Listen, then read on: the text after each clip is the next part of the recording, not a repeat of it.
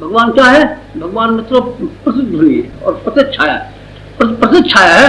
भगवान क्या है? भगवान कुछ नहीं है, भगवान प्रतिध्वनि और प्रतिच्छाया। जैसे हमारे विचार होते हैं, जैसी हमारी भावना होती हैं, उसी की प्रतिक्रिया प्रतिध्वनि गूंज करके हमारे पास आ जाती है। भगवान के जवाब ठीक वही होते हैं जो हमारे जवाब होते हैं। भगवान से जब हम ये कहते हैं हमको अमुक चाहिए और अमुक चाहिए और अमुक चाहिए, निकालिए हमारे बेटा दीजिए, लाइए हमको पैसा दीजिए, लाइए हमको ये दीजिए, लाइए हमको ये दीजिए, लाइए हमारी नौकरी में तरक्की कराइए, लाइए हमारी बीमारी अच्छी कीजिए, सारी की सारी जब हम कहते हैं उसी की ठीक प्रतिध्वनि इस अनंत अंतरिक्ष में होकर के हमारे पास चली आती है और हमको ये पूछती है, लाइए आपके पास पैसा कहाँ है, पैसा दीजिए, आपके पास शरीर कहाँ है, हमको दीजिए, और आपके पास नौकरी में तरक्की कहाँ है, हमारी नौकरी में तरक्की कराइए। भगवान जी कहते हैं यहाँ गिरे हुए पड़े हैं, आप हमारी नौकरी में तरक्की कराने के लिए मदद कीजिए, और हमको पैसे की जरूरत है, हमको पैसा दीजिए, और हमको संतान की जरूरत है, हमको उसको भगवान की संतान जैसे होने चाहिए, लाइए संतान दीजिए हमको। कौन कहता है? भगवान। किससे कहता है? उस मांगने वाले से। मांगने वाले में जद्दोजहद बराबर बनी रहती है, और ऐसी बनी रहती है जैसे कि आपने मुराद और उसके भाई के बारे में सुनी होगी। मुराद और उसका भाई दोनों ही ये कहते थे हमको हुकूमत चाहिए और राज चाहिए। दोनों भाइयों में जद्दोजहद होने लगी और लड़ाई होने लगी। लड़ाई होकर के क्या हुआ कि उस बड़े भाई ने छोटे भाई पर सिर कटवा दिया, और कटवा करके तलवार पर रख करके और थाली में रख करके मंगवा लिया। हमारा भगवान मुराद, क्या नाम था भाई का?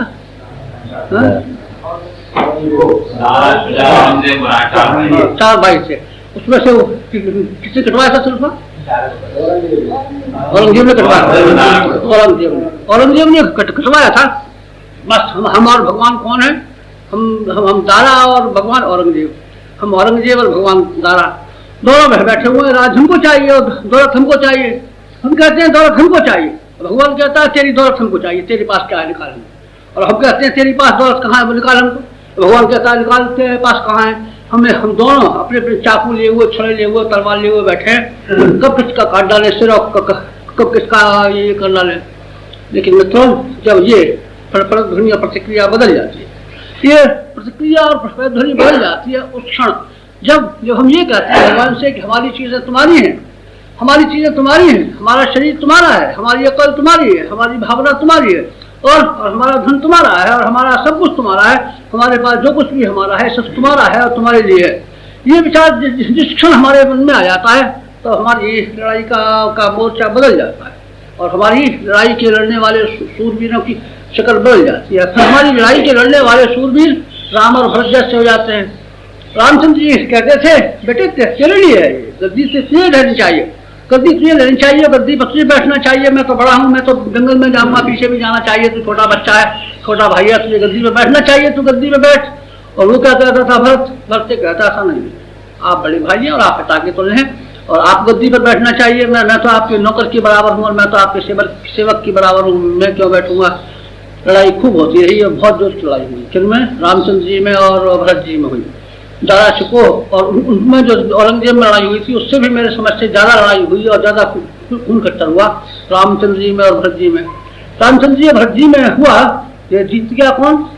जीत गया कौन? जीत गया धर्म, जीत गया और योग जीत गया। और हार गया कौन?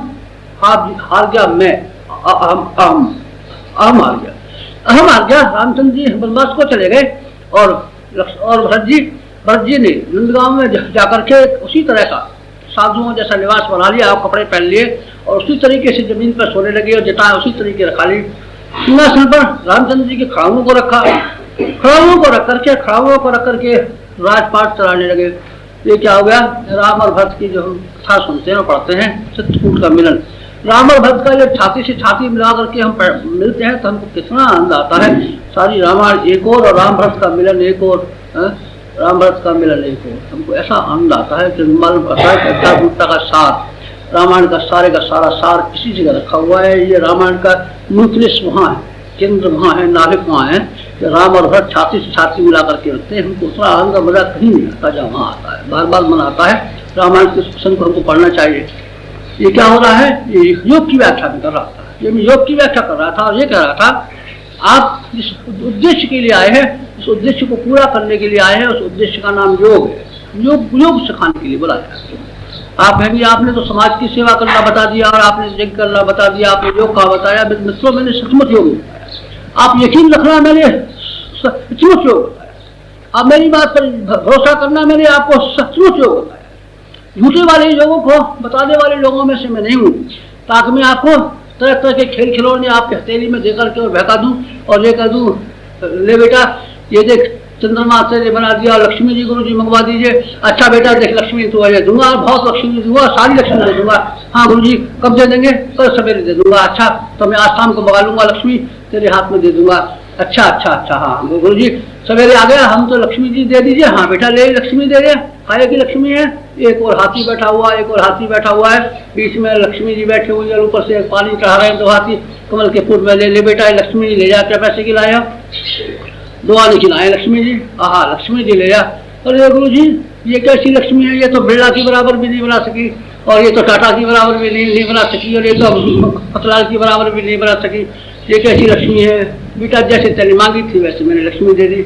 नहीं साहब गुरु जी लक्ष्मी दीजिए, असली लक्ष्मी दीजिए, हमको बिरला तो बनाई दीजिए, टाटा तो बनाई दीजिए, ये बना दीजिए। आपने तो ये क्या खिलौना हाथ में दे दिया? बेटा खिलौना ये तो खिलौना बालक था, खिलौना मांग रहा था, मैंने खिलौना हाथ में थमा दिया।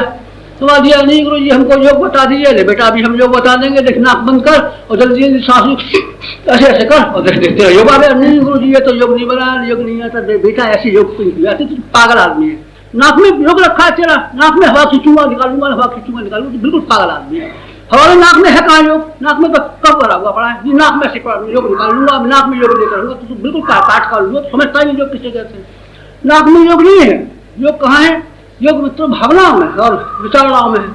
भावनाओं का और विचारणाओं का परिष्कार करना वास्तव में असल में यही योग है। अगर आपको जब कभी भी समझ में आएगी, चाहे अभी आ जाए, आज चाहे आज से 1000 वर्ष बाद आए, योग का मतलब कभी भी आपको जानना पड़े और कभी भी आपको उसमें समझना पड़े, तो एक ही दिशा आपको मालूम पड़ेगी और एक ही बात मालूम पड़ेगी।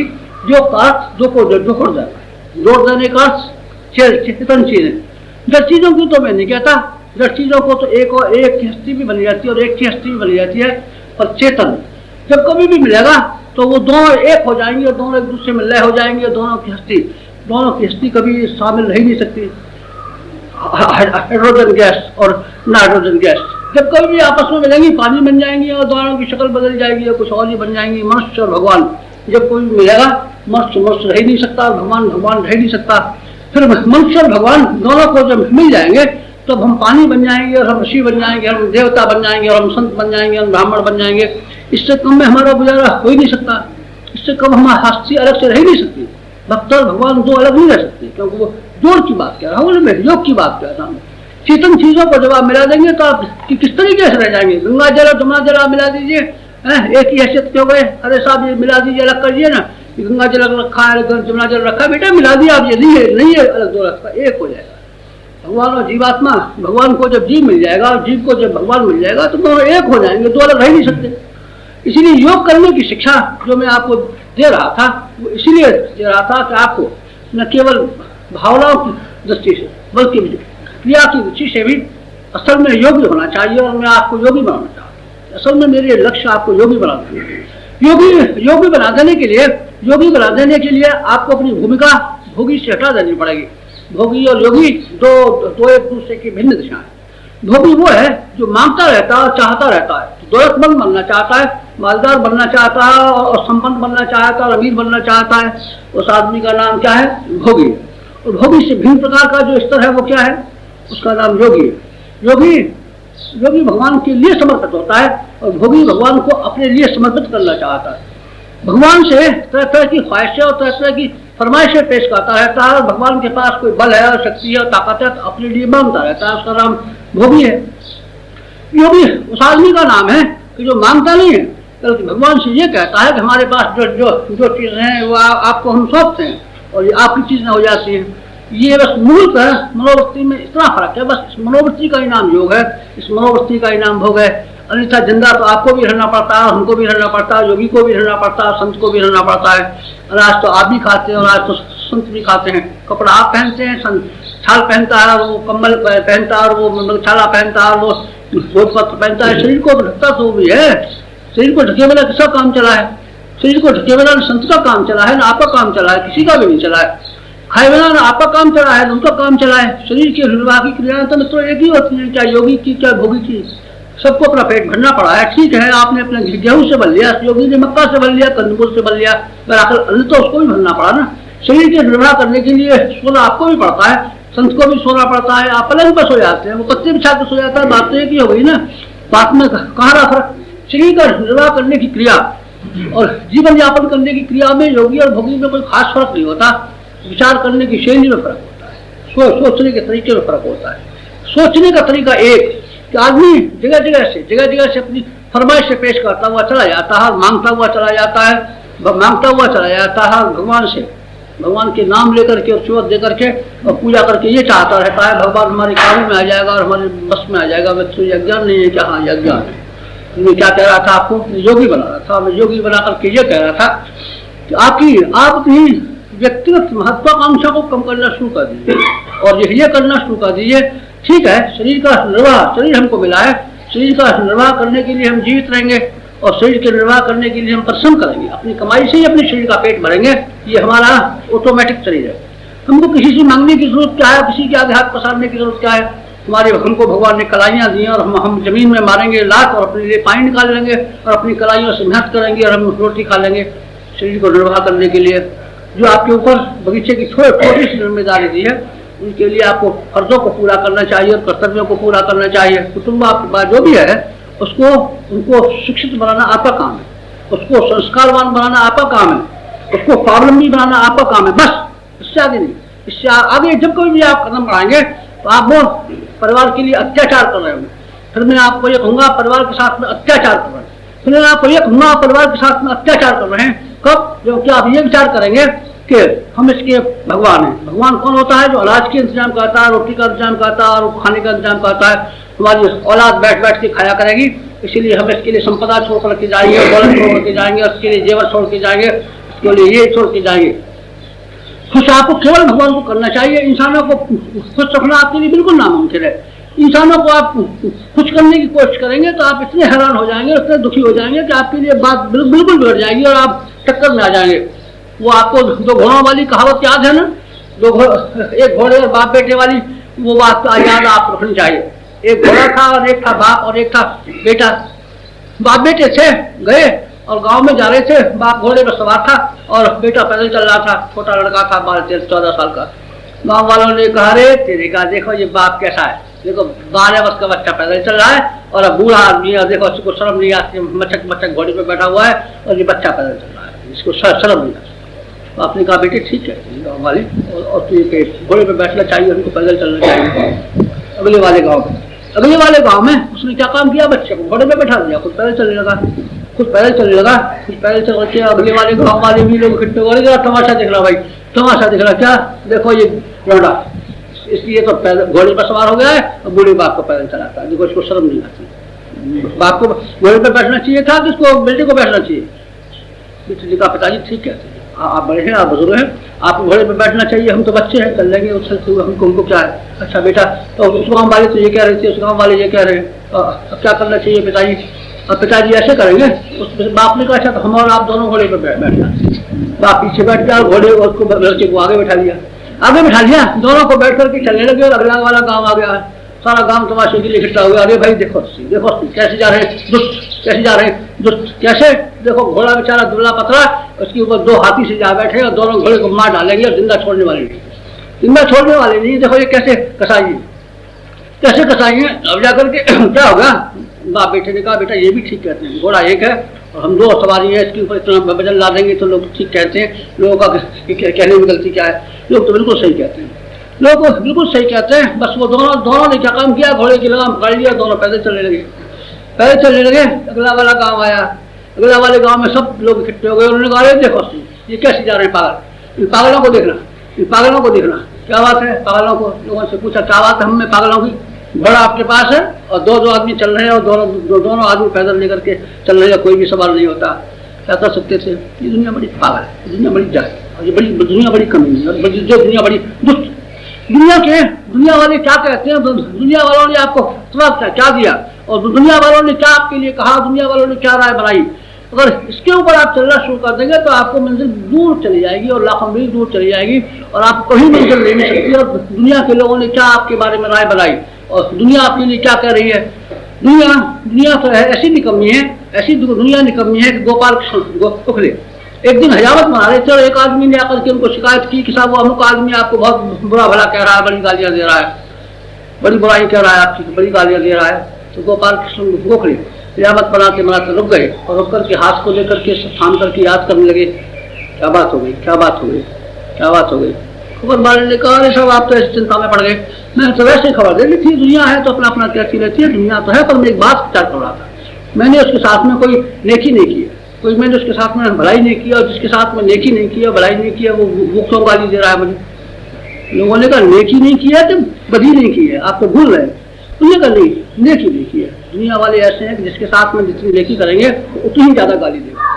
बेटे को आपने एमए तक पढ़ा दिया, वो बहुत गाली देगा आपको, तो हमको आपने उसको आपने विलायत नहीं भिजवाया।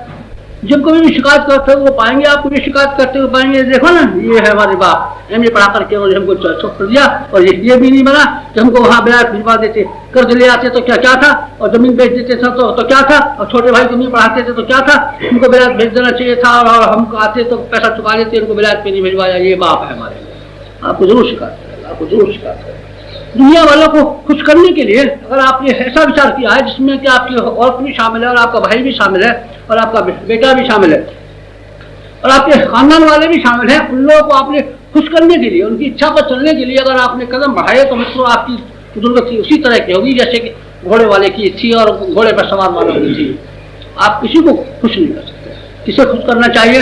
एक भगवान को करना चाहिए खुश, एक अपनी अंतरात्मा को करना चाहिए। दो के अलावा किसी को खुश करने की जरूरत नहीं है।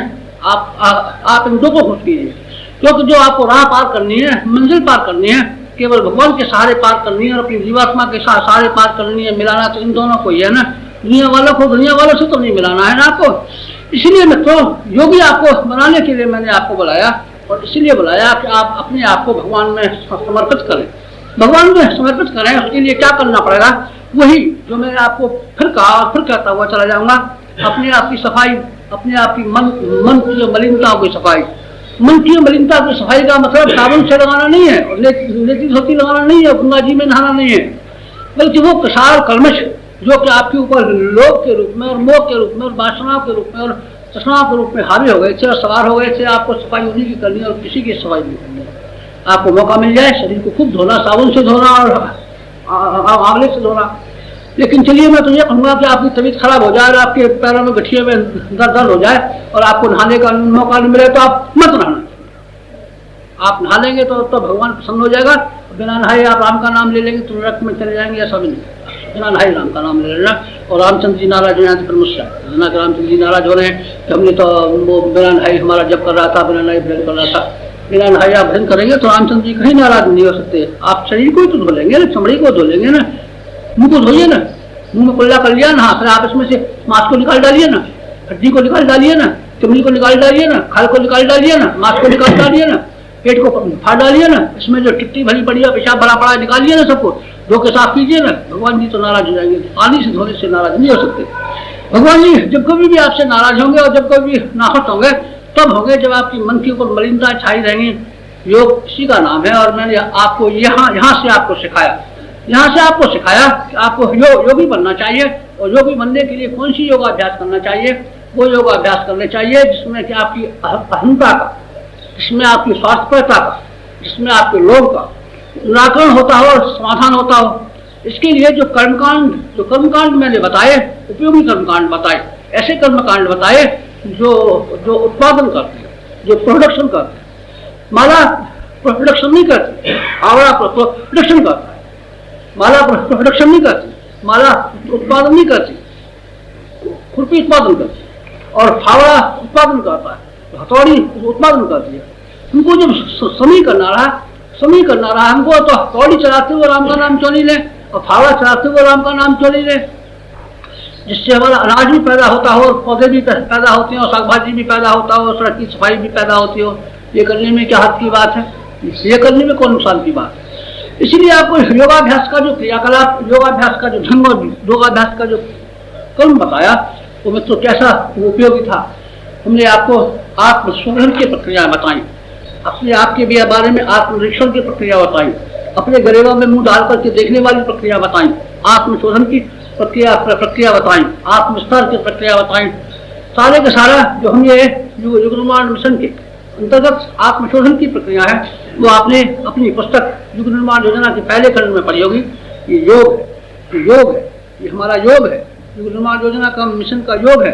आप पहले खंड को युग निर्माण योजना की पुस्तक जो आपके पास है अभी, ये पहले खंड को पढ़ना, पहले खंड को पढ़ना। उसमें सारे का सारा जो लिखा हुआ है मित्रों भावनात्मक योग का क्रम लिखा हुआ है, और आप भावनात्मक योग को सीखना, भावनात्मक योग को सीखना। दूसरा वाला खंड जो आपको यहाँ हमने पढ़ाया है, इसके लिए स्वाध्याय के लिए पुस्तक आपके हाथ में समाधि युग निर्माण योजना का दूसरा वाला खंड, ये क्या है? ये है तप। तप क्या होता है? तप उसे कहते हैं इसमें कि आदमी कष्ट सहना सीखता है और मुसीबत उठाना सीखता है, भूखा रहना सीखता है, धूप में खड़ा रहना सीखता है, नंगे पांव चलना सीखता है, और ये सब बातें सीखता है। ये इसे क्या कहते हैं? तप कहते हैं मित्रों। तप आपने तपस्वी देखे नहीं है? हाँ, तपस्वी देखे हैं, चारों जला लेते हैं आग और वहां बैठे रहते हैं, इसके बीच में बैठे रहते हैं, पानी में खड़े रहते हैं। आपने तपस्वी देखे नहीं? हाँ, तपस्वी उन्हें कहते हैं जो पानी में खड़े रहते हैं। तपस्वी कौन होते हैं? तपस्वी वो होते हैं जो भूखे रहते हैं और जो पानी पी कर रह जाते हैं, और जो एकादशी का उपवास करते रहते हैं। और तपस्वी उन्हें कहते हैं कि जो नमक नहीं खाते और शक्कर नहीं खाते। ये कौन है? ये तपस्वी लोग हैं। ये तपस्या का बहिरंग क्रियाकलाप है। जैसे मैं योग का बहिरंग क्रियाकलाप के बारे में कह रहा था, योग का बहिरंग क्रियाकलाप वो है जिसमें लाल रंग के हम कपड़े पहनते हैं। योग का बहिरंग क्रियाकलाप वो है जिसमें हम माला पहनते हैं। योग का बहिरंग क्रियाकलाप वो है जिसमें हम कान में छल्ले पहनते हैं। योग का बहिरंग क्रियाकलाप वो है जिसमें हम जटाएं रखाते हैं। योग का बहिरंग क्रियाकलाप वो है जिसमें हम चिमटा और कमंडल हाथ में धारण कर लेते हैं। ये योग का बहिरंग क्रियाकलाप है, ध्यान रखना।